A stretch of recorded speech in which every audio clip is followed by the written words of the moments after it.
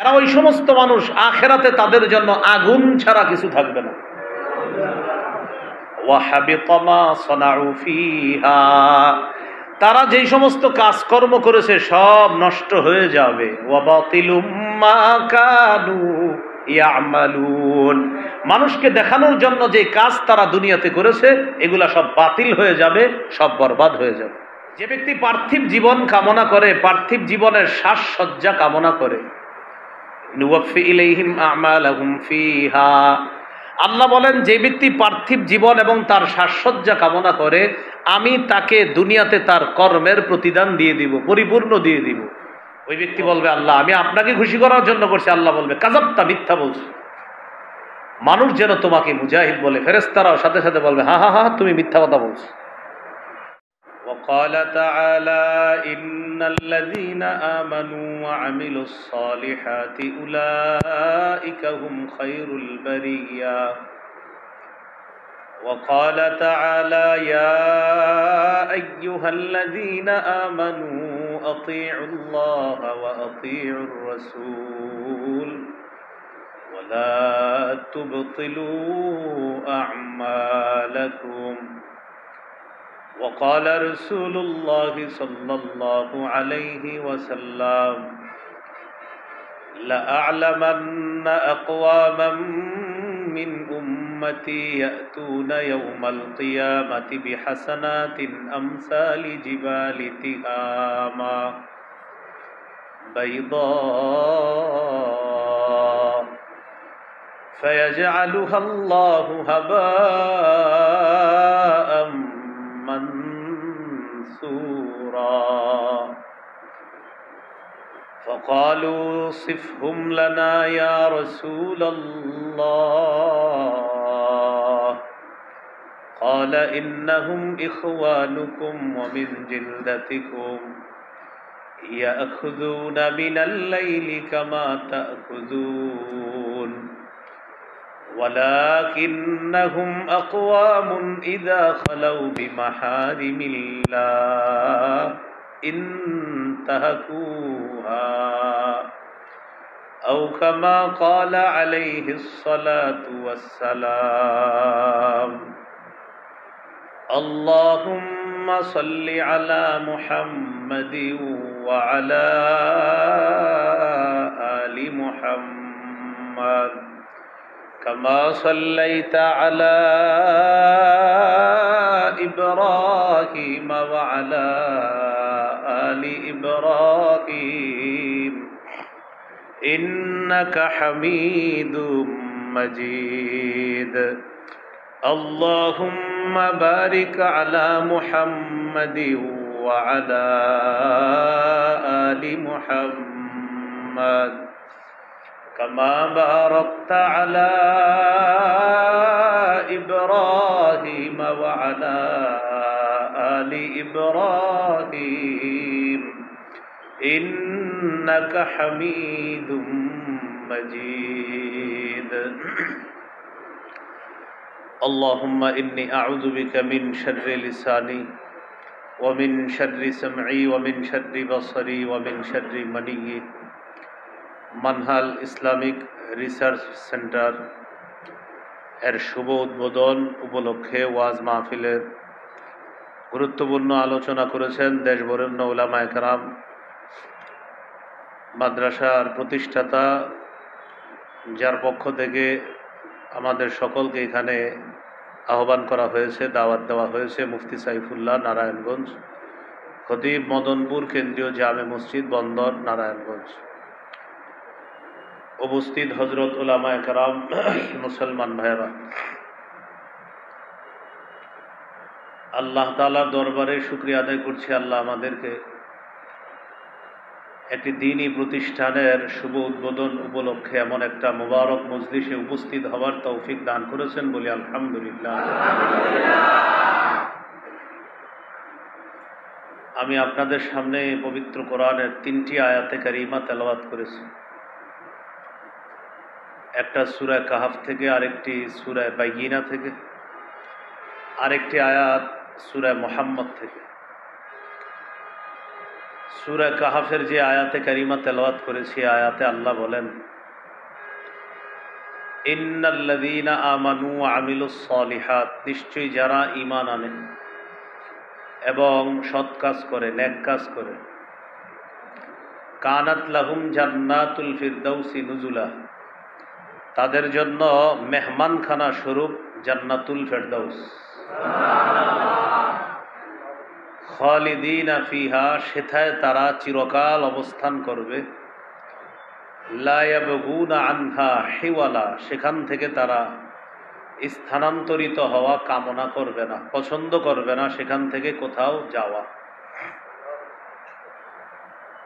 সূরাতুল বাইয়িনার যে আয়াতে কারিমা তেলাওয়াত করলাম, এই আয়াতে আল্লাহ বলেন, ইন্নাল্লাযীনা আমানু ওয়া আমিলুস সলিহাত, নিশ্চয়ই যারা ঈমান আনে, নেক কাজ করে, উলাইকা হুম খায়রুল বারিয়া, তারাই হলো সৃষ্টির শ্রেষ্ঠ,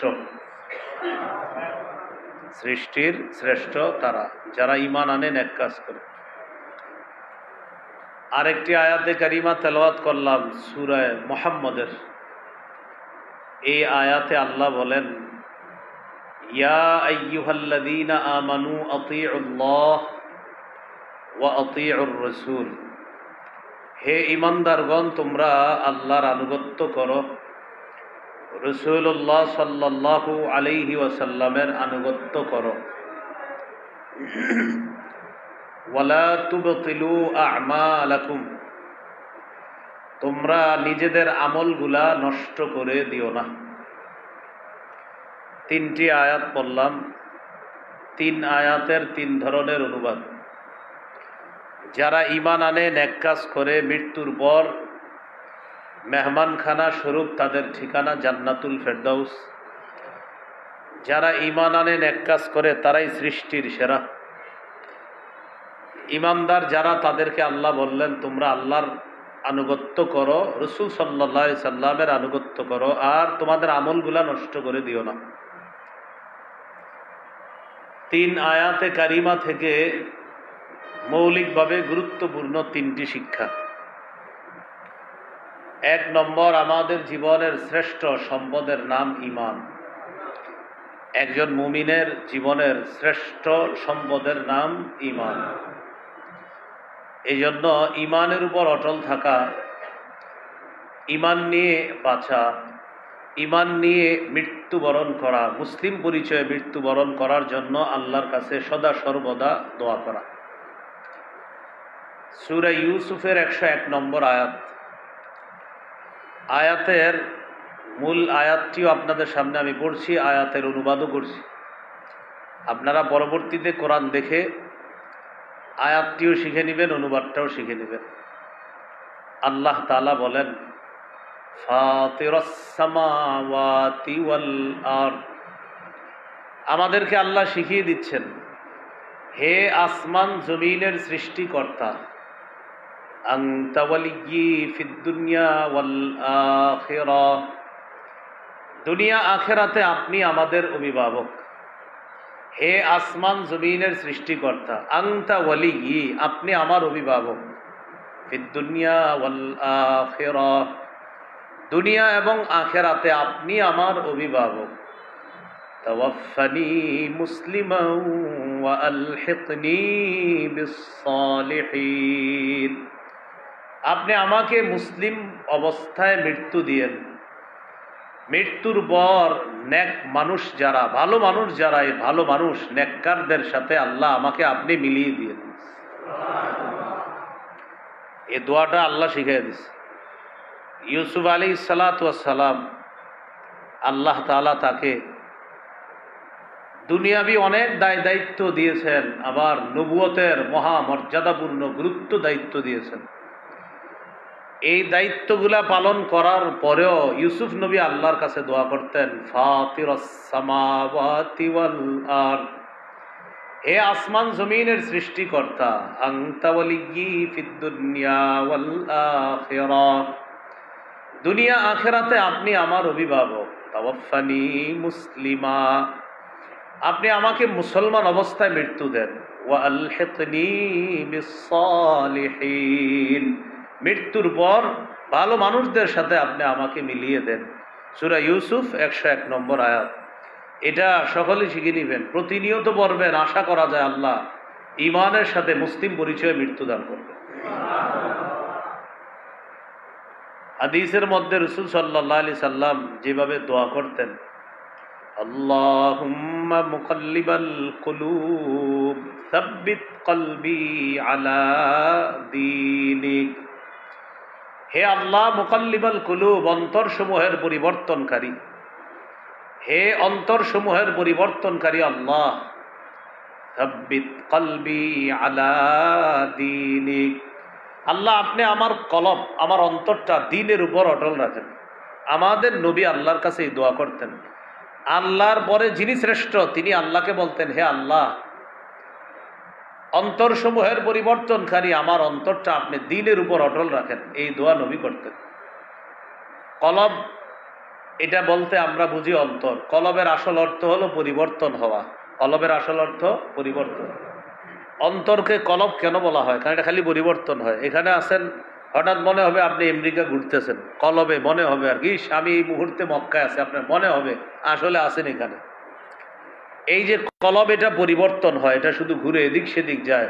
তাই নবী বলতেছেন, আল্লাহ কলব তো পরিবর্তন হয়ে এদিক সেদিক যায়, আল্লাহ অন্তরের পরিবর্তনকারী তো আপনি। মাবুদ আমার অন্তর যেদিকেই যাক দ্বীনের উপর যেন অটল থাকে। আপনি আমার অন্তরটা দ্বীনের উপর অটল রাখেন।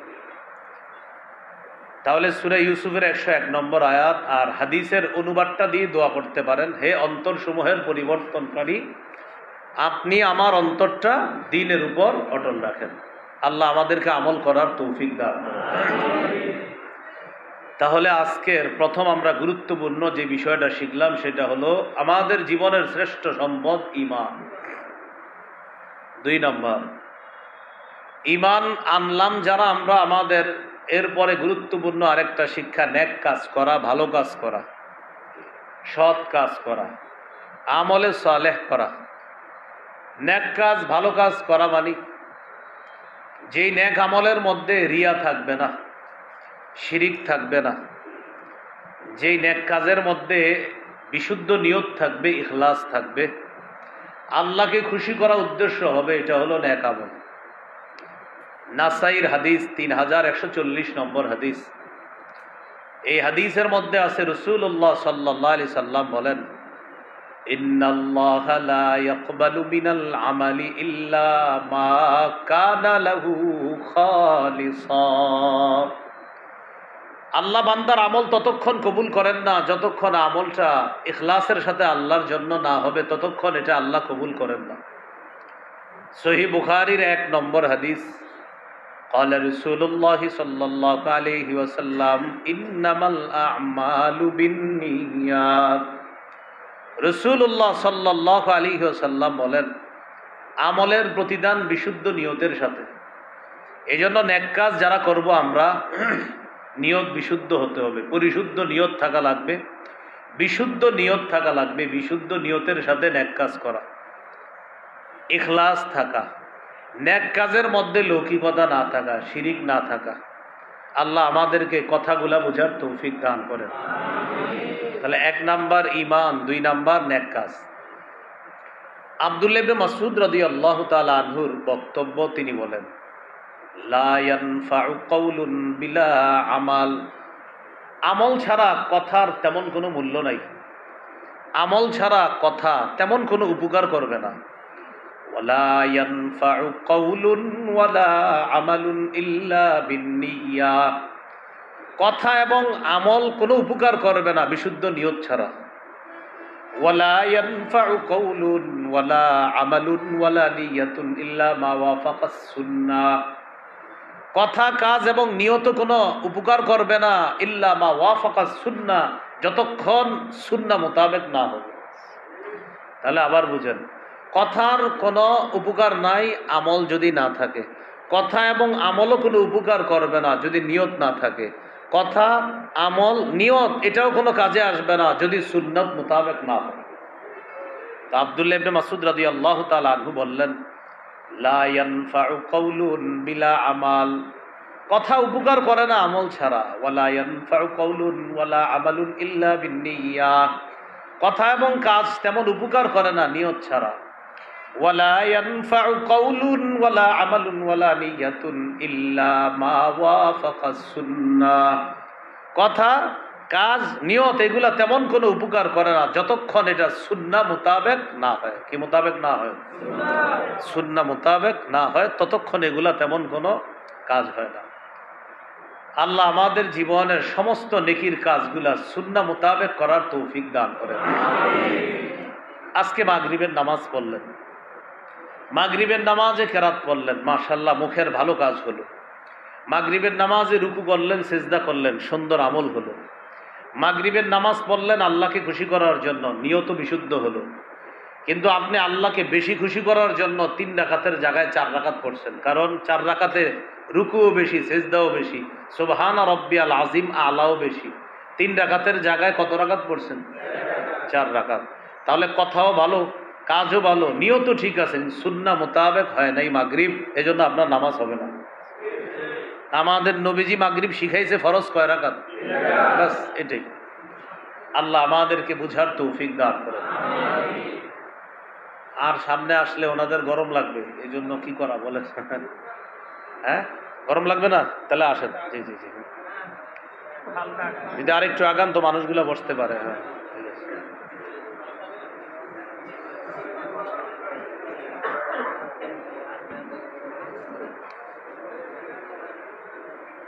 সবাই সামান্য পরিমাণ আগে আসলে হবে ইনশাআল্লাহ, বলে যাচ্ছে।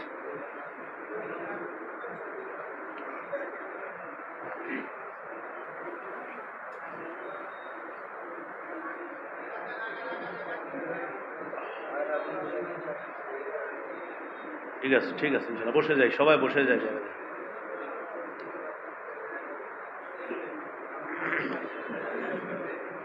সূরা মুজাদালা, কোন সূরা?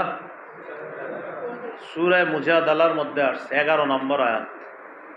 ইয়া আইয়ুহাল্লাযীনা আমানু ইযা ক্বিলা লাকুম তাফাসসাহু ফিল মাজালিস ফাফসাহু ইয়াফসাহিল্লাহু লাকুম, হে ঈমানদারগণ, তোমাদেরকে যখন বলা হয় তোমরা জায়গা করে দাও, তখন অন্য ভাইদের জন্য মজলিসে জায়গা করে দিবা, আল্লাহ তোমাদেরকে জান্নাতে জায়গা করে দিবে। যারা জায়গা করে দিয়েছেন আশাবাদী আল্লাহ তাআলা জান্নাতে জায়গা দিবে। মূল আলোচনায় চলে যাই আমরা। 3 আয়াতের 2টি আমাদের শিক্ষা হলো, 1 নাম্বার আমাদের শ্রেষ্ঠ সম্পদ ঈমান, 2 নাম্বার নেক আমল। নেক আমলটা হতে হবে বিশুদ্ধ নিয়তের সাথে, বিশুদ্ধ নিয়তের সাথে হওয়ার পাশাপাশি সুন্নাহ মোতাবেক হতে হবে। আল্লাহ তাআলা আমাদের কথা কাজ বিশুদ্ধ নিয়তের সাথে করার পাশাপাশি সুন্নাহ মোতাবেক করার তৌফিক দান করুন। আজকের 3 নম্বর শিক্ষা, সূরা মুহাম্মদের যে আয়াত তেলাওয়াত করলাম, আল্লাহ বলেন, ইয়া আইয়ুহাল্লাযীনা আমানু আতিউল্লাহ ওয়া আতিউর রাসূলা ওয়া লা তুবতিলু আ'মালাকুম, হে ঈমানদারগণ, তোমরা আল্লাহর আনুগত্য করো, রাসূলুল্লাহ সাল্লাল্লাহু আলাইহি সাল্লামের আনুগত্য করো। ওয়া লা তুবতিলু আ'মালাকুম, তোমরা তোমাদের আমলগুলা নষ্ট করে দিও না। এই হলো আজকের 3 নাম্বার শিক্ষা। 1 নাম্বার ঈমান, 2 নাম্বার নেকির কাজ, 3 নেকির কাজগুলা নষ্ট করা যাবে না। 1 নাম্বার খাঁটি ঈমান, 2 নাম্বার নেকির কাজ, 3 নেকির কাজগুলা নষ্ট করা যাবে না। আমরা এখন জানবো নেকির কাজ নষ্ট হয় কিভাবে। ভালো আমল, ভালো কাজ বা অনেক কিছু করলেন আপনি, এগুলা নষ্ট হয়ে যাবে কিভাবে? 1 নাম্বার, কোরআনের কোন আয়াত যদি কেউ অস্বীকার করে তার সব ভালো কাজ বরবাদ হয়ে যাবে। সূরা আলী ইমরানের 21-22 নম্বর আয়াতে আল্লাহ বলেন, ইন্নাল্লাযীনা ইয়াকফুরুনা বিআয়াতিল্লাহ ওয়া ইয়াকতুলুনান নাবিয়্যিনা বিগাইরি হাক্কিন ওয়া ইয়াকতুলুনাল্লাযীনা ইয়া'মুরুনা বিল কিসতি মিনান নাস ফাবাশশিরহুম বিআযাবিন আলীম। যারা আল্লাহর আয়াতকে অস্বীকার করে, যারা নবীদেরকে অন্যায়ভাবে হত্যা করে, যারা তাদেরকে হত্যা করে, যারা মানুষকে নেকির কাজের আদেশ করে, যারা তাদেরকে হত্যা করে, যারা ন্যায়ের আদেশ করে, নবী আপনি তাদেরকে যন্ত্রণাদায়ক আযাবের সুসংবাদ দেন। উলাইকাল্লাযীনা হাবিতাত আ'মালুহুম ফিদ দুনিয়া ওয়াল আখিরাহ, এরাই তারা যাদের দুনিয়া আখিরাতে সমস্ত আমল বরবাদ হয়ে যাবে। সমস্ত আমল কি হয়ে যাবে? বরবাদ। কেন? কোরআনের কোন আয়াত অস্বীকার করলে সব কিছু বরবাদ হয়ে যাবে। এই জন্য মনে করেন কেউ যদি বলে হুজুরদের চেয়ে আমি কোরআন কম বুঝি না, তো ঠিক আছে, হতে পারে উনি হুজুরদের চেয়ে কোরআন বেশি বুঝে, এটা বাস্তব। বলতে পারে অমুক আলেমের চেয়ে আমি নামাজ বেশি পড়ি, ঠিক আছে, আপনি নামাজও বেশি পড়েন। অমুক হুজুরদের চাইতে আমি রোজাও বেশি রাখি, ঠিক আছে, এটাও ঠিক আছে, আপনি হয়তো রোজাও বেশি রাখেন। কিন্তু আপনি যদি এত ভালো কাজ করার পরেও কোরআনের একটা আয়াতকে, সামান্য অংশকে অস্বীকার করেন, আপনি হুজুরদের চেয়ে এত ভালো হয়েও সব বরবাদ।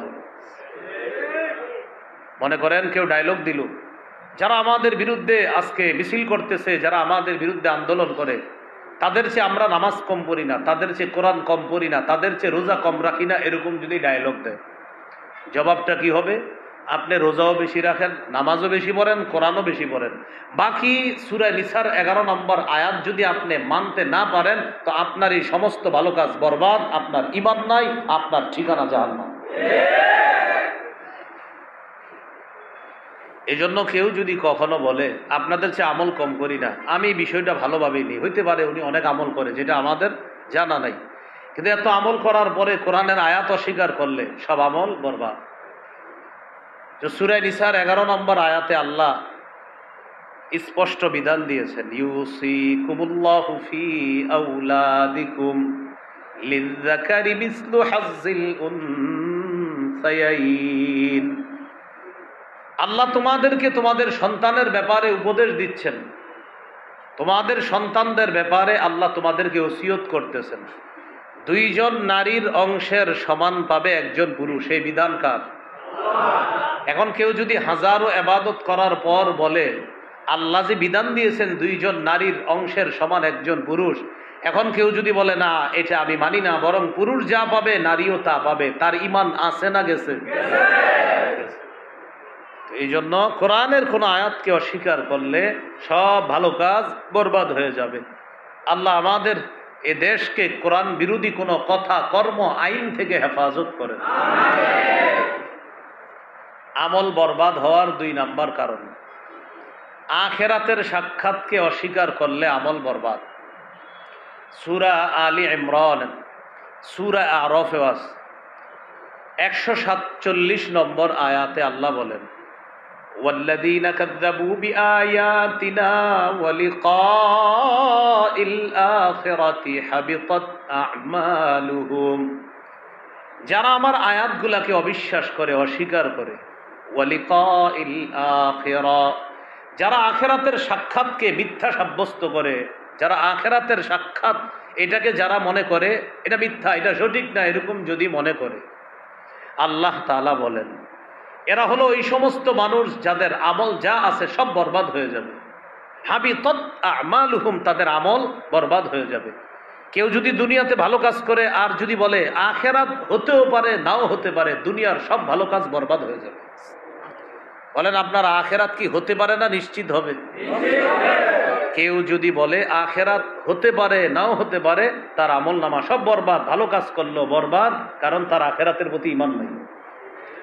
আল্লাহ তাআলা বলেন, وَإِذَا قِيلَ إِنَّ وَعْدَ اللَّهِ حَقٌّ وَالسَّاعَةُ لَا رَيْبَ فِيهَا قُلْتُمْ مَا نَدْرِي مَا السَّاعَةُ إِن نَّظُنُّ إِلَّا ظَنًّا وَمَا نَحْنُ بِمُسْتَيْقِنِينَ। কিছু মানুষ আছে এমন, তাদেরকে যখন বলা হয় আল্লাহর ওয়াদা সত্য, কিয়ামত হবে, এতে কোনো সন্দেহ নাই, তখন তোমাদের মধ্যে কিছু মানুষ তোমরা বলতা মা নাদরি মাসসাআ, আমরা জানি না কিয়ামত কি জিনিস। নাউজুবিল্লাহ বলে। একদল মানুষের সামনে কিয়ামতের কথা বললে তারা বলে কিয়ামত আবার কি জিনিস? ইন্নাজুন্নু ইল্লা যান্না, তারা বলে আমরা শুধুমাত্র ধারণা রাখি। নাউজুবিল্লাহ। ওমা নাহনু বিমুস্তাইকিনিন, কিয়ামতের বিষয়টা আমরা দৃঢ়ভাবে বিশ্বাস করি না, এটা তারা বলে। তাহলে একদল মানুষ কিয়ামতের বিষয় বললে হতে পারে, ধারণা রাখি, হুজুররা জুমার নামাজে দেখি বয়ান করে, হইতেও পারে, বাকি নিশ্চিতভাবে বিশ্বাস করি না, এরকম যারা বলবে তাদের ঈমান শেষ। তারা হাজারো ভালো কাজ করলেও এই ভালো কাজের কোনো মূল্যায়ন থাকবে না যদি আখেরাতের সাক্ষাৎকে অস্বীকার করে। এ হলো আমল বরবাদের 2 নাম্বার কারণ। আমল নষ্ট হওয়ার 3 নাম্বার কারণ। সূরা হুদের 15-16 নম্বর আয়াতে আল্লাহ তাআলা বলেছেন, 3 নাম্বার কারণটা বাংলায় মনে রাখবো, বলেন প্রদর্শন প্রিয়তা। বলেন তো একটু। লৌকিকতা, লোক দেখানোর জন্য আমল করা। এই লোক দেখানোর জন্য আমল করলে আমল নষ্ট হয়ে যাবে, আল্লাহ আমল নষ্ট করে দিবে লোক দেখানোর জন্য আমল করলে। সূরা হুদের 15-16 নম্বর আয়াতে আল্লাহ তাআলা বলেন, মান কানা ইউরিদুল হায়াতাদ দুনিয়া ওয়া যিনাতাহা নুওয়াফি ইলাইহিম আমালাহুম ফিহা ওয়া হুম ফিহা লা ইউবখাসুন। যে ব্যক্তি পার্থিব জীবন কামনা করে, পার্থিব জীবনের সাজসজ্জা কামনা করে, নুওয়াফি ইলাইহিম আমালাহুম ফিহা, আল্লাহ বলেন যে ব্যক্তি পার্থিব জীবন এবং তার সাজসজ্জা কামনা করে, আমি তাকে দুনিয়াতে তার কর্মের প্রতিদান দিয়ে দিব, পরিপূর্ণ দিয়ে দিব। ওয়া হুম ফিহা লা ইউবখাসুন, একটুও কম দেওয়া হবে না। যারা পার্থিব জীবন আর সাজসজ্জা কামনা করে, যারা দুনিয়াতে মানুষকে দেখানোর জন্য কিছু করে, আমি তাদেরকে কর্মের প্রতিদান দুনিয়াতে পরিপূর্ণ দিয়ে দিব, একটুও কমানো হবে না, সব দিব। এরপরে আল্লাহ কি বলে দেখেন, উলাইকাল্লাযীনা লাইসা লাহুম ফিল আখিরাতি ইল্লান নার, এরা ওই সমস্ত মানুষ আখিরাতে তাদের জন্য আগুন ছাড়া কিছু থাকবে না। ওয়া হাবিতা মা সানাউ ফিহা, তারা যেই সমস্ত কাজকর্ম করেছে সব নষ্ট হয়ে যাবে। ওয়া বাতিলুম মা কানু ইয়ামালুন, মানুষকে দেখানোর জন্য যে কাজ তারা দুনিয়াতে করেছে এগুলা সব বাতিল হয়ে যাবে, সব বরবাদ হয়ে যাবে। তাহলে 3 নাম্বার, মানুষকে দেখানোর জন্য কোনো আমল করলে এই আমলগুলার প্রতিদান আল্লাহ আপনারে দুনিয়াতে দিবে। আবার বলছি, আপনি দুনিয়াতে যদি কিছু করেন দেখানোর জন্য, এটা আপনাকে দুনিয়াতে দিবে। যেমন খ্যাতি লাভ করা, প্রসিদ্ধি লাভ করার জন্য যদি আপনি কিছু করেন, এটা আল্লাহ আপনাকে দুনিয়াতে দিয়ে দিবে। খ্যাতি লাভ, প্রসিদ্ধি লাভ করার জন্য কিছু করতেছেন, আপনি ওয়াজ করেন, আপনার নিয়ত হলো পুরা বাংলাদেশের না সারা দুনিয়ার মানুষ যেন আপনারে চিনে, এই নিয়তে যদি বয়ান করেন, এটাও আল্লাহ আপনার পুরা করবে, চাহিদা পুরা করবে দুনিয়াতে। আখেরাতে আগুন ছাড়া কিছু থাকবে না। আখেরাতে কি ছাড়া কিছু থাকবে না? আগুন ছাড়া। তিরমিজির হাদিস 2382, 2383 নম্বর হাদিস। এই হাদিসের মধ্যে আছে সুফাই আল আসবাহি রহমতুল্লাহ আলাইহি, একজন তাবিঈ। এই তাবিঈ একদিন এক শহরে প্রবেশ করলেন, করার পর দেখে অসংখ্য অগণিত মানুষ ক্লাস করতেছে, তাদেরকে ক্লাস করাইতেছেন এক ব্যক্তি। ক্লাস শেষ হওয়ার পর তিনি জিজ্ঞাসা করলেন, আচ্ছা তিনি কে? জনগণ জবাব দিলেন, হাযা আবু হুরায়রা রাদিয়াল্লাহু তাআলা আন, ইনি হলেন আল্লাহ রাসূলের সাহাবী আবু হুরায়রা রাদিয়াল্লাহু তাআলা।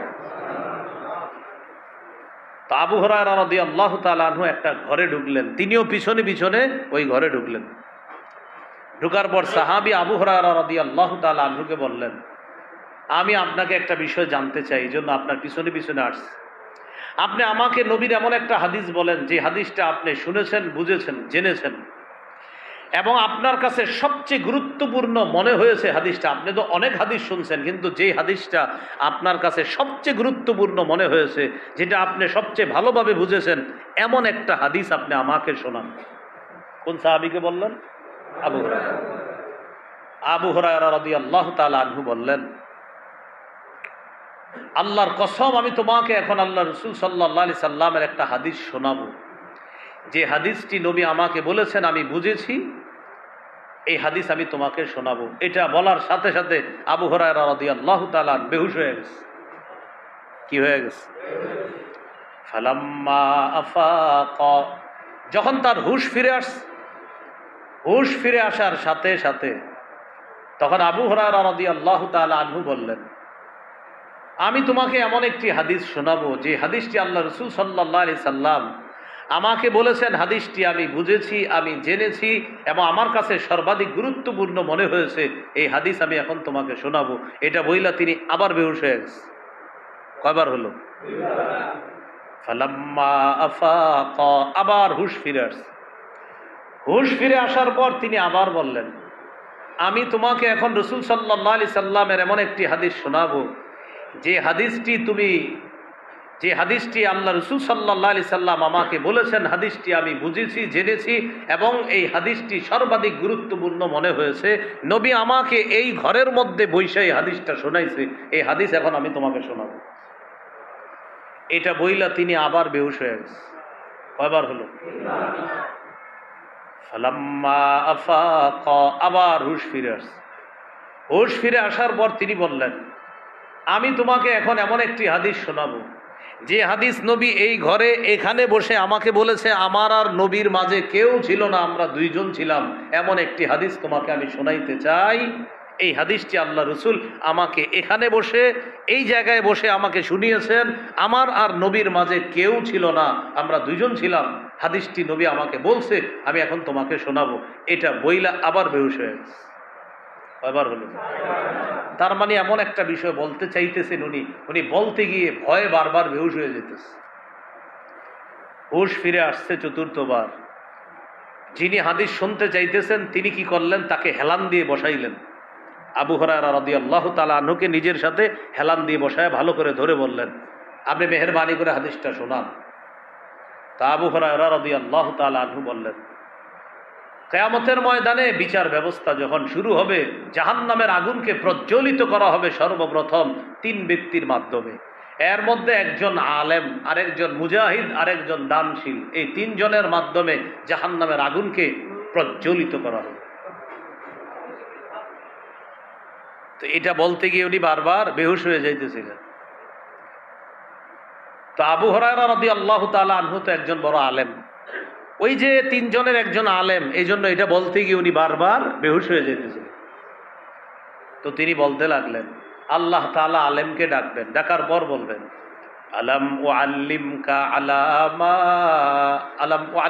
মা আনজালতু আলা রাসূলি, আমি আমার নবীর উপর যা নাজিল করেছি তা কি আমি তোমাকে শিক্ষা দেইনি? আলাম উআল্লিমকা মা আনজালতু আলা রাসূলি, আমি আমার নবীর উপরে যা নাজিল করেছি তা কি তোমাকে শিক্ষা দেয়নি? এটা কাকে বলবেন? আলেমকে বলবেন। তো আলেম জবাব দিবে, হ্যাঁ আল্লাহ আপনি আমাকে শিক্ষা দিয়েছেন। তো আল্লাহ তাআলা বলবেন, ফামাযা আমিলতা ফীমা উল্লিমতা, তখন আল্লাহ তাআলা আলেমকে বলবেন, তোমাকে যে এলেম শিক্ষা দেওয়া হয়েছে এই এলেম অনুযায়ী তুমি কি আমল করেছো?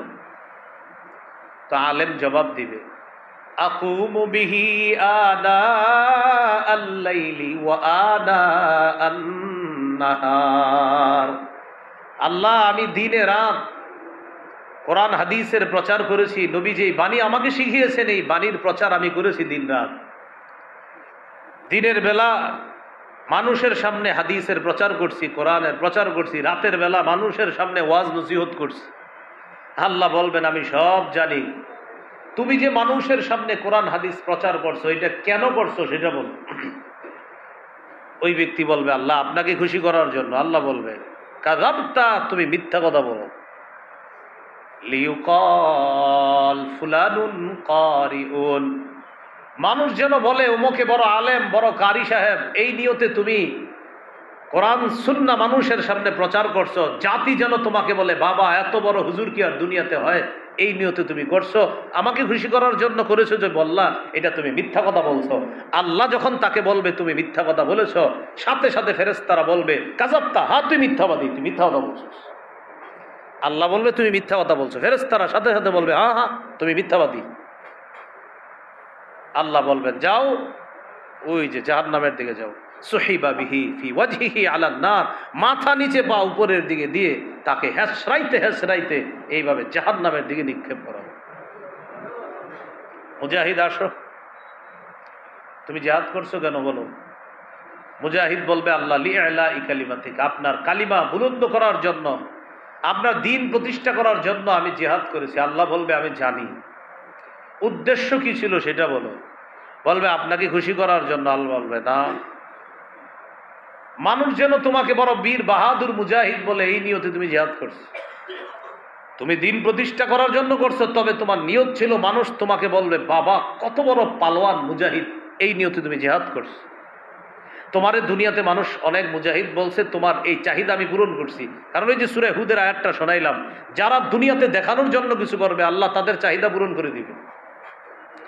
তোমারে বড় মুজাহিদ বলবে, এটা আমি তোমার চাহিদা পূরণ করেছি। ওই ব্যক্তি বলবে আল্লাহ আমি আপনাকে খুশি করার জন্য করছি। আল্লাহ বলবে কাযাবতা, মিথ্যা বলছো। মানুষ যেন তোমাকে মুজাহিদ বলে, ফেরেশতারাও সাথে সাথে বলবে হা হা হা তুমি মিথ্যা কথা বলছো। এই ব্যক্তিকেও বলা হবে যাও জাহান্নামের দিকে যাও। ওই যে হুজুর যাইতেছে তুমিও যাও, দুইজন। এবার ডাকবে দানশীলকে। দানশীলকে ডেকে বলা হবে তুমি কেন দান করেছো বলো। ওই ব্যক্তি বলবে আমি দান করেছি আল্লাহ আপনাকে খুশি করার জন্য।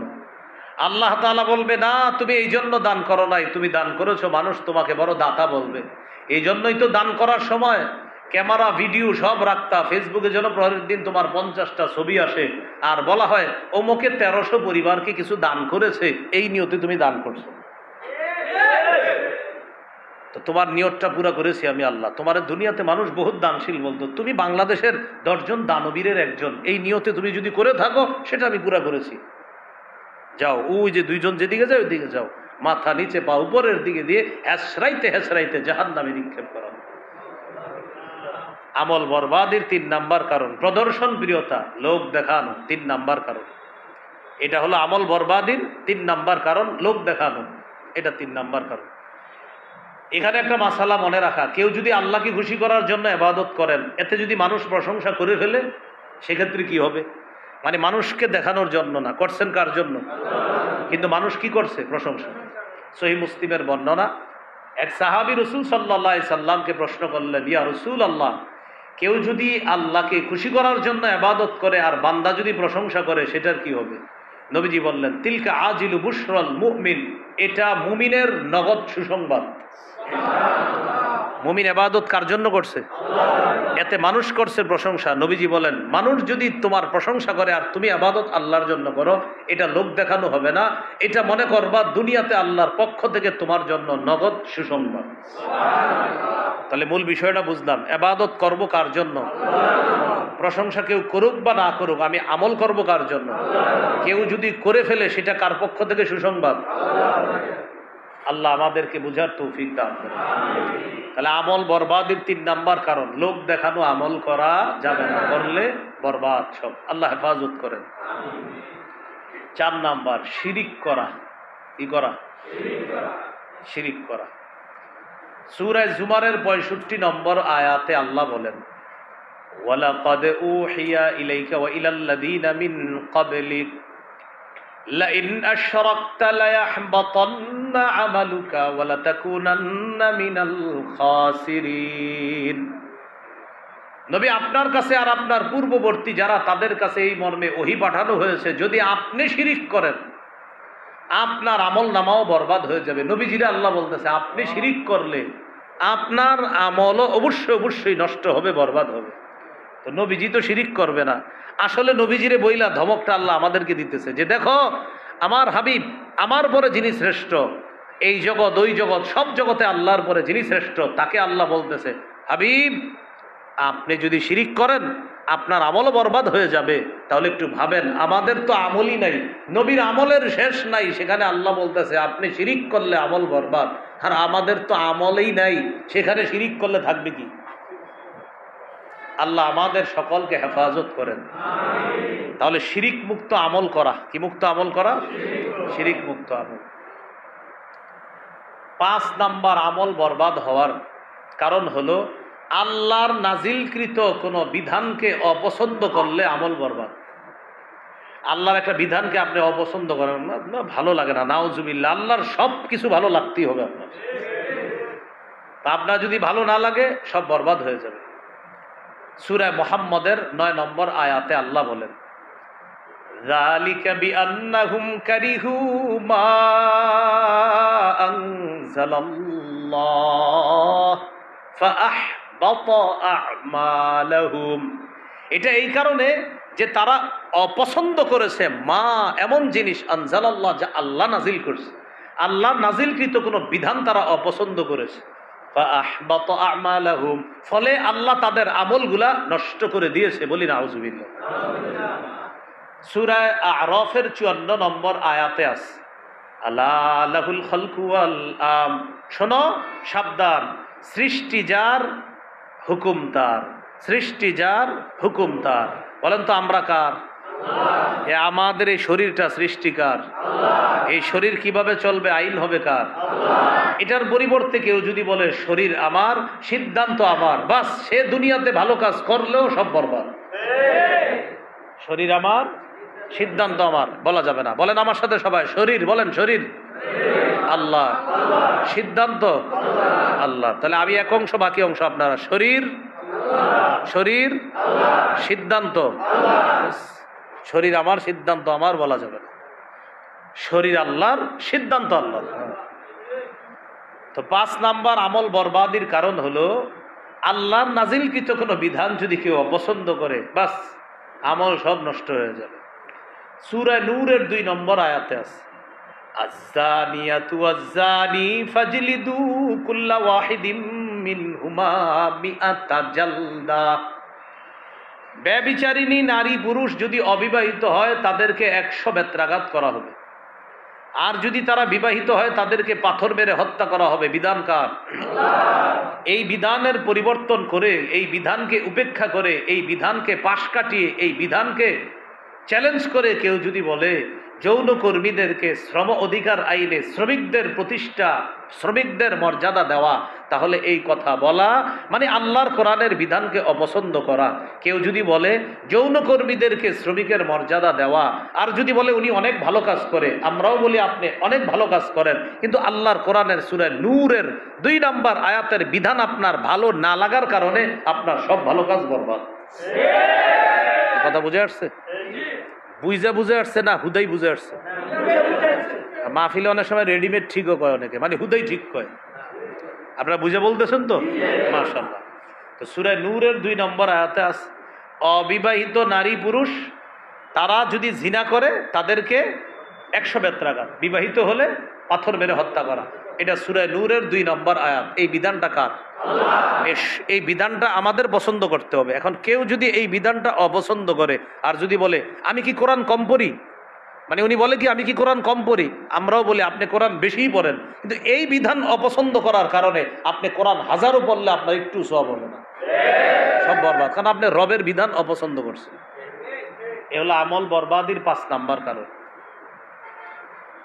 আমল বরবাদের 6 নম্বর কারণ আল্লাহর সন্তোষ সাধনকে অপছন্দ করা।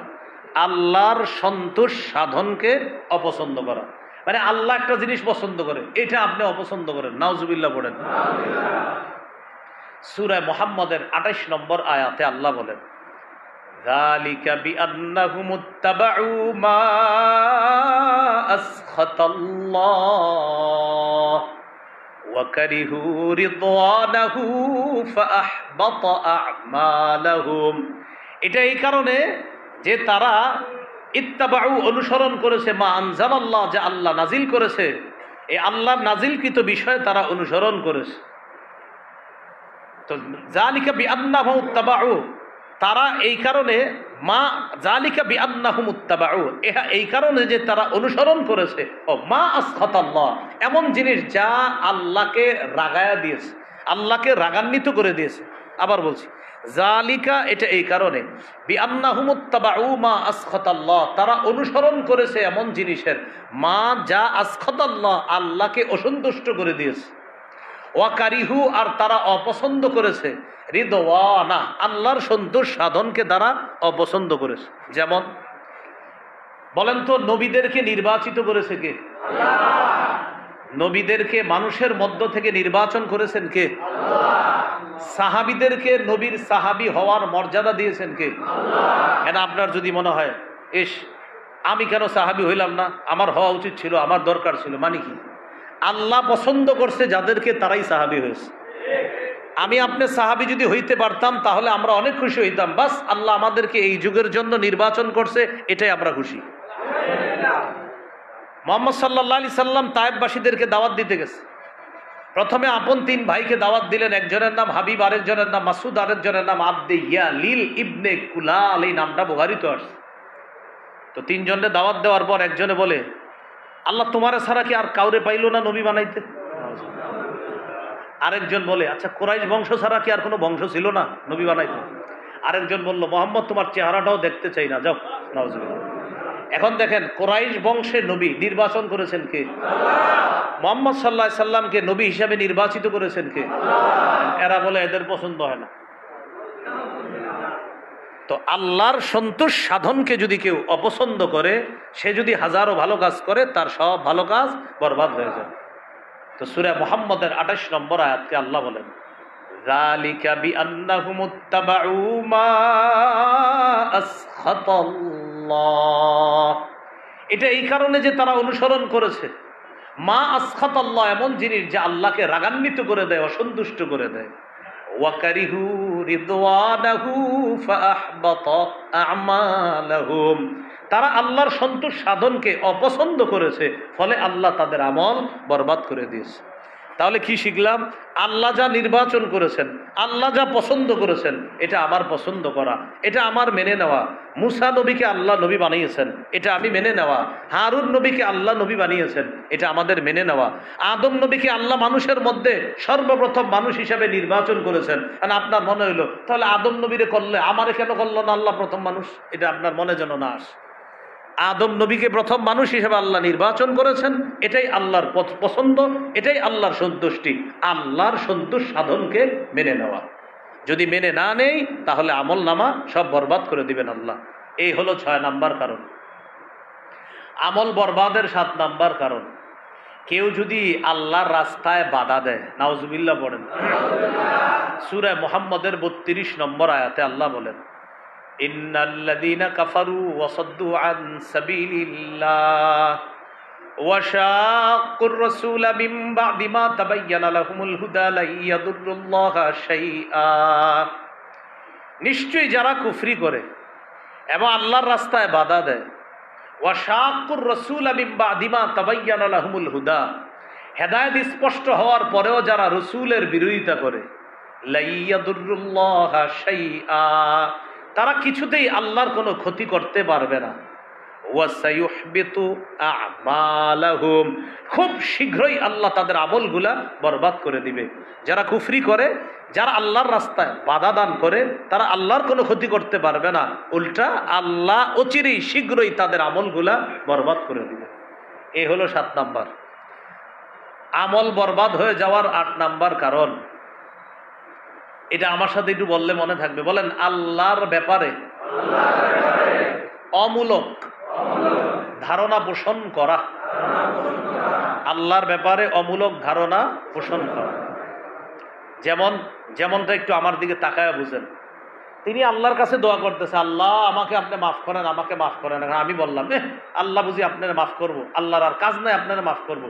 উনি আল্লাহরে বলতেছে, আল্লাহ মাফ করেন। আমি বললাম, আল্লাহ মাফ করবে না, বলে দিলাম। আল্লাহ সাথে সাথে বলে, আমার বান্দাকে আমি মাফ করব না না করবো, এতে তোমার বলার কি? সাথে সাথে আল্লাহ তাআলা বলেন, আমি আমার ওই বান্দাকে মাফ করে দিলাম আর তোমার আমলগুলা নষ্ট করে দিলাম। সহিহ মুসলিমের বর্ণনা 2621 নম্বর হাদিস। জুনদুব রাদিয়াল্লাহু তাআলা আনহুর বর্ণনা, তিনি বলেন, রাসূলুল্লাহ সাল্লাল্লাহু আলাইহি সাল্লাম বলেছেন, এক ব্যক্তি বলেন, ওয়াল্লাহি লা ইয়াগফিরুল্লাহু লিফুলান। এক ব্যক্তি শপথ করে বলতেছে, আল্লাহর কসম, আল্লাহ অমুককে মাফ করবে না। নাউজুবিল্লাহ পড়েন। এক ব্যক্তি শপথ করে বলতেছে, আল্লাহ অমুককে মাফ করবে না, এরকম ডাইরেক্ট বলে ফেলছে অমুককে। তখন আল্লাহ বলে, মান যাল্লাযী ইয়াতাআল্লা আলাইয়া আল্লাহ আগফির লিফুলান। হাবিব, তাকে জিজ্ঞাসা করেন, ও বলার কে? ও যে শপথ করে বলল আমি আল্লাহ অমুককে মাফ করবে না, ও এই কথা বলার দুঃসাহস করলো কিভাবে যে আমি আল্লাহ অমুককে মাফ করব না? হাবিব, ওরে জানায়া দেন, আমি আল্লাহ গফারতু লিফুলান, অমুককে মাফ করে দিলাম। ওয়া আহবাতু আমালাকা, আর তুমি যে আমি আল্লাহর প্রতি অমূলক ধারণা পোষণ করলা, তোমার আমলগুলা বরবাদ করে দিলাম। এই জন্য বেশি আমল করলে যেন অহংকারও না আসে, যে আমি তো খুব তাহাজ্জুদ পড়ি, আমি খুব নামাজ পড়ি, অহংকার যেন না আসে যে অমুক তো সারাক্ষণ গুনাহ করে। হ্যাঁ, যে গুনাহ করে তারে ভালো কাজের দাওয়াত দেন, তো এটা যেন না আসে আমি এত ভালো কাজ করি আর ও যে কি করে না করে, এরকম যেন না আসে। বরং ও যে খারাপ কাজ করে ভিতরে যেন আপনার ভিতরে এই অনুশোচনা তৈরি হয়, আহারে আমি নামাজ পড়তেছি, আল্লাহ তৌফিক দিছে, আমার এই ভাইটা নামাজ পড়তে পারতেছে না, হাতে পায়ে ধরে দেখি ওরে নামাজি বানানো যায় কিনা। অথবা এই কথা আশা রাখা, ইনশাল্লাহ একদিন নামাজি হয়ে যাবে, এই আশা রাখা। এটা না বলা ওহো কি ও তো খারাপ মানুষ, ও আর কি, এরকম না বলা। তাহলে 8 নাম্বার আমল বরবাদির কারণ, কারো ব্যাপারে অমূলক ধারণা না করা। যেমন আল্লাহর ব্যাপারে অমূলক ধারণা করে নির্দিষ্ট করে কাউকে বললেন, ওমককে বলে ফেললেন যে অমককে ক্ষমা করবে না, এরকম বলে ফেললেন, তো আল্লাহ বলে অমককে ক্ষমা করে দিলাম, তোরে নষ্ট করে দিলাম, তোর আমল বরবাদ করে দিলাম। এলো 8 নাম্বার কারণ। আমল বরবাদির 9 নাম্বার কারণ, আল্লাহ এবং তার রসুলের সাথে বেয়াদবি করলে আমল বরবাদ। আল্লাহ এবং রসুল সাল্লাল্লাহু আলাইহি সাল্লামের সাথে বেয়াদবি করলে। সূরা হুজুরাতের 2 নম্বর আয়াত, এই আয়াতে আল্লাহ বলেন, ইয়া আইয়ুহাল্লাযীনা আমানু লা তারফাউ আসওয়াতাকুম ফাওকা সাওতিন নাবিয়্যি ওয়া লা তাজহারু লাহু বিল কওলি কাজাহরি বা'দিকুম লিবা'দিন আন তাহবাতা আ'মালুকুম ওয়া আনতুম লা তাশউরুন। হে ঈমানদারগণ, নবীর আওয়াজের উপর তোমাদের আওয়াজ উঁচু করবা না। তোমরা একজন আরেকজনের সাথে যেইভাবে জোরে কথা বলো, নবীর সামনে এইভাবে জোরে কথা বলবা না। এতে হতে পারে তোমরা জানবাও না, তোমাদের আমল বরবাদ হয়ে যাবে, নষ্ট হয়ে যাবে। এই আয়াত নাজিলের প্রেক্ষাপট বড় আজীব প্রেক্ষাপট। পৃথিবীর শ্রেষ্ঠ 2 মুসলমান, পৃথিবীর শ্রেষ্ঠ 2 মুসলমান উম্মত আবু বকর এবং ওমর রাদিয়াল্লাহু আনহুমা নবীজির সামনে একটু জোর গলায় কথা বলে ফেলেছিলেন। আল্লাহ আয়াত নাজিল করছে, নবীর সামনে জোর গলায় কথা বলবা না। ওমর ফারুক রাদিয়াল্লাহু তাআলা আনহু আয়াত নাজিল হওয়ার পর উনি জোরে কথাই বলতেন না, মানে একদম চুপ হয়ে গেছে, কথাই বলতে চাইতেন না, যে সর্বনাশ, না জানি কি হয়ে যায়, আস্তে আস্তে কথা বলতেন। তো যাই হোক, এই আয়াত থেকে একটা শিক্ষা। নম্বর আয়াতে আল্লাহ বলেন, ইয়া আইয়ুহাল্লাযীনা আমানু লা তুবতিলু সাদাকাতিকুম বিল মান্নি ওয়াল আযা। হে ঈমানদারগণ, তোমরা তোমাদের সদকাগুলা নষ্ট করে দিও না, বিল মান্নি খোটার মাধ্যমে, ওয়াল আযা কষ্ট দেওয়ার মাধ্যমে। কিরে তোরে কি কম দিছি? গত সপ্তাহেই তো তোরে দিলাম, ভুলে গেলি? আপনাকে দিতে কইছে কে? দান করছেন, করার পরে বলতেছে কি মন নিমুখ হারামের নিমুখ হারাম, তুই কম দিছি তোরে, গত সপ্তাহে তো দিলাম এই পরিমাণ, আপনার কে কইছি দিতে? খোটা দিয়েন না, দেওয়ার পরে খোটা দিয়েন না, কষ্ট দিয়েন না, বরবাদ, নষ্ট হয়ে যাবে সব। আল্লাহ আমাদেরকে হেফাজত করেন। আমল বরবাদির 11 নম্বর কারণ, সর্বশেষ কারণ, বলেন আমার সাথে, গোপন পাপ করা। জোরে বলেন, আবার বলেন। এই পাপে অসংখ্য অগণিত মানুষ জড়িয়ে আছে। সামনাসামনি পাপ করে না, কিন্তু গোপনে পাপ করে। ইবনে মাজার হাদিস 4245 নম্বর হাদিস, রাসূলুল্লাহ সাল্লাল্লাহু আলাইহি সাল্লাম বলেন, লা আ'লামান্না আকওয়ামান মিন উম্মতি ইয়াতুনা ইয়াউমাল কিয়ামাহ বিহাসানাতিন আমসালি জিবালি তিহামাতা বাইদা। আমি আমার উম্মতের এমন মানুষদেরকে চিনি যারা কিয়ামতের ময়দানে তিহামার সাদা পাহাড়ের মতো, বড় বড় পাহাড়ের মতো আমল নামা নিয়ে উপস্থিত হবে, বিশাল বিশাল আমল। তবে ফায়াজআলুহাল্লাহু হাবাআম মানসুরা, আল্লাহ তাদের এই পাহাড়ের মতো আমল একদম নাই করে দিবে। নাউজুবিল্লাহ বলে, পাহাড়ের মতো আমলগুলো আল্লাহ নাই করে দিবে। হাবাআম মানসুরা মানে অদেখা বিক্ষিপ্ত ধূলিকণা, মানে যে ধূলিকণা দেখা যায় না, এরকম নাই করে দিবে, যেটা দেখা যাবে না। সাহাবীরা অবাক হয়ে জিজ্ঞাসা করলেন, হুজুর এরা কারা, আমাদেরকে একটু পরিচয় দেন, যেন আমরা তাদের অন্তর্ভুক্ত না হই। নবীজি বললেন, তারা দেখতে তোমাদের মতোই, তারা তোমাদের ভাই, তাদের শরীরের চামড়া তোমাদের চামড়ার মতো। ইয়াখুজুনা মিনাল লাইলি কামা তাখুজুনা, তারা রাতে তাহাজ্জুদ পড়বে তোমরা যেমন তাহাজ্জুদ পড়ো, তাহলে সব ঠিক আছে। ওয়ালাকিন্নাহুম আকওয়ামুন ইযা খালাউ বিমাহারিমিল্লাহি ইনতাহাকুহা, তবে তারা এমন, যখন তারা নির্জনে কোনো হারামের কাছে যায়, সাথে সাথে ওই হারামের মধ্যে লিপ্ত হয়ে যায়, প্রতিনিয়ত এই হারাম কাজ করে, আর মানুষ মনে করে অনেক ভালো, কিন্তু প্রতিদিন সে গোপনে হারাম কাজ করতে করতে করতে করতে আল্লাহর সাথে সে প্রতিযোগিতা যুদ্ধে লিপ্ত হয়ে যায়। কারণ মানুষকে দেখায় গুনাহ করে না, আল্লাহর সাথে সে যুদ্ধ করে যে আল্লাহ তুমি দেখো আমি কি পরিমাণ গুনাহ করতেছি। এইভাবে গোপনে প্রতিনিয়ত গুনাহ করতে করতে করতে করতে এক পর্যায়ে এমন হয়ে যায় ভালো কাজগুলা তার কাছে আর ভালো লাগে না, মানুষকে দেখানোর জন্য ভালো কাজগুলা করে, কিন্তু মন থেকে করে না। কিয়ামতের মাঠে তাদের আমলগুলা আল্লাহ নাই করে দিবে, পাহাড়ের মতো আমল নাই করে দিবে। গোপন পাপ, বলেন কি পাপ? গোপন পাপ। গোপন পাপের ভয়ঙ্কর একটা ক্ষতি হলো মানুষের এক পর্যায়ে এমন মনে হয় নামাজ রোজা কোরআন তেলাওয়াত তার আর ভালো লাগে না, সেইগুলা করে জোর কইরা। ওগুলা করে কি করে? মানে তখন আর মন থেকে করে না, ভালো লাগে না। ওই যে গোপন পাপ করতে করতে দিল মরে গেছে, এখন আর দিলের মধ্যে ভালো কাজ ভালো লাগে না। এই কথাটা আল্লাহ তাআলা পবিত্র কোরআনের মধ্যেও বলেছেন, সূরা ফাতিরের 8 নম্বর আয়াত, আফামান যুয়িনা লাহু সুউ আমালিহি ফারাআহু হাসানা। ওই ব্যক্তি যার খারাপ কাজগুলা তার কাছে সুসজ্জিত করে দেওয়া হয়েছে, আর সে খারাপ কাজগুলাকে মনে করে ভালো। দেখেন আবার কি বলে আল্লাহ, ওই ব্যক্তি যার কাছে তার খারাপ কাজগুলা সুন্দর করে সাজিয়ে দেওয়া হয়েছে, আর সে মনে করে এগুলাকে ভালো, মানে খারাপ কাজকে সে মনে করে কি ভালো। গোপনে পাপ করতে করতে পাপীর কাছে এক সময় পাপগুলাকে ভালো মনে হয়, যে না না এটা কোনো ব্যাপার না, এটা হতেই পারে, এরকম এটা কোনো ব্যাপার না। তো এরকম তার কাছে খারাপ কাজগুলা ভালো মনে হয়। আল্লাহ তাআলা বলেন এই ব্যক্তি কি তার মতো, যে ব্যক্তি স্বচ্ছ হৃদয় নিয়ে আল্লাহর ইবাদত করে, বলেন সে কি তার মতো? এ হলো 1 নাম্বার ক্ষতি গোপন পাপের, সেটা হলো কি তার কাছে খারাপ কাজ ভালো লাগে। বলেন গোপন পাপের 1 নাম্বার ক্ষতি কি? খারাপ কাজ ভালো লাগে। যারা নিয়মিত গোপন পাপ করে ওদের 1 নাম্বার ক্ষতি হলো ওদের কাছে খারাপ কাজটা ভালো লাগে। আল্লাহ হেফাজত করেন আমাদেরকে। 2 নাম্বার আরেকটা ভয়ঙ্কর ক্ষতি আছে, মৃত্যুর সময় তাদের মৃত্যুটা খারাপ মৃত্যু হয়, গোপন পাপ করতে করতে করতে করতে। ইবনে রজব হাম্বলি রহমতুল্লাহি আলাইহি বলেন, আন্না খাতিমাতাস সু তাকুনু বিসাবাবি দাসিসাতিন বাতিনাতিন লা ইয়াত্তালিউ আলাইহান নাস। বেশিরভাগ ক্ষেত্রে খারাপ মৃত্যু হয় নিয়মিত খারাপ গুনাহ করার কারণে, যে গুনাহ মানুষ জানে না কিন্তু আল্লাহ জানে। এই নিয়মিত গুনাহ করার কারণে এই ব্যক্তির খারাপ মৃত্যু হয়, যে মানুষ জানে না যে এই গুনাহটা ওটা আল্লাহ জানে, যার কারণে ওর খারাপ মৃত্যু হয়। নিয়মিত কিসের কারণে? গুনাহ। দেখবেন অনেক সময় এমন হয়, অনেক ভালো মানুষ মারা গেলে আমরা বলি হা এর মৃত্যু এমন হলো কেন, তো ভালো মানুষ ছিল, নাউজুবিল্লাহ জানি না উনি কেমন ছিল, কিন্তু এমনও হতে পারে যে গোপনে নিয়মিত খারাপ কাজ করতো, নিয়মিত খারাপ কাজ করতো। তো ইবনে রজব হাম্বলি বলেন খারাপ মৃত্যু হওয়ার অন্যতম একটা কারণ নিয়মিত যারা গোপন পাপ করে, যেটা আল্লাহ তাআলা জানে, আল্লাহ তাআলা জানে, মানুষ জানে না, এই মানুষটার খারাপ মৃত্যু হয় ওই গোপনে নিয়মিত পাপের কারণ। এই 2 নাম্বার ক্ষতি। গোপন পাপের 3 নাম্বার ক্ষতি, পাপী সরাসরি আল্লাহর সাথে নিয়মিত যুদ্ধ করে। কার সাথে যুদ্ধ করে? আল্লাহর সাথে যুদ্ধ করে। ইবনুল আরাবী রহমতুল্লাহি আলাইহি বলেন, আখসারুল খাসিরিন, ওই ব্যক্তি সবচাইতে ক্ষতিগ্রস্ত, ওই ব্যক্তি সবচাইতে ক্ষতিগ্রস্ত যেই ব্যক্তি আবদালিন নাসি সালিহা আমালিহি, যে ব্যক্তি মানুষের সামনে তার নেকের কাজগুলা প্রকাশ করে। দেখেন ওই ব্যক্তি সবচেয়ে ক্ষতিগ্রস্ত যে ব্যক্তি তার ভালো কাজগুলা মানুষের সামনে প্রকাশ করে।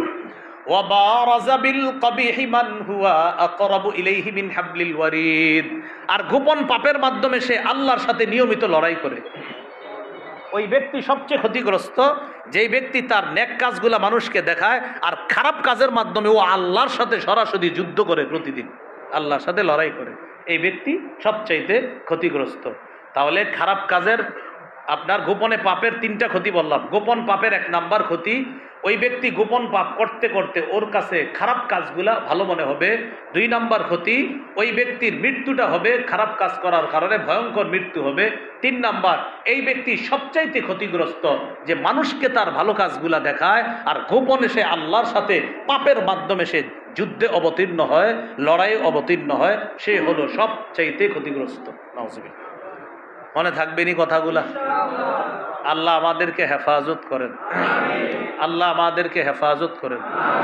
এই জন্য ভাই গোপন পাপ নিয়মিত না করা, গোপনে পাপ করেন না। এখন গোপন পাপ করা একদম সহজ হয়ে গেছে। আগে তো মানুষ 8টা 9টা বাজলেই চোখ লেগে আসতো, ঘুমানোর জন্য মানুষ বিকুল হয়ে যেত। এখন 3টা 4টা বাজে মনে হয় যে ঘুমানো দরকার।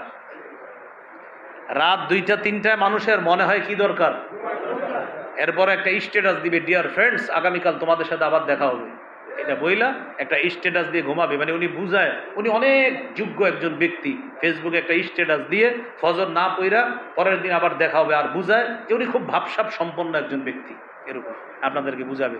পরের দিন আবার বলবে কি অবস্থা, তোমরা কেমন আছো সবাই, এ আসো সে আসো, এরকম বুঝাবে।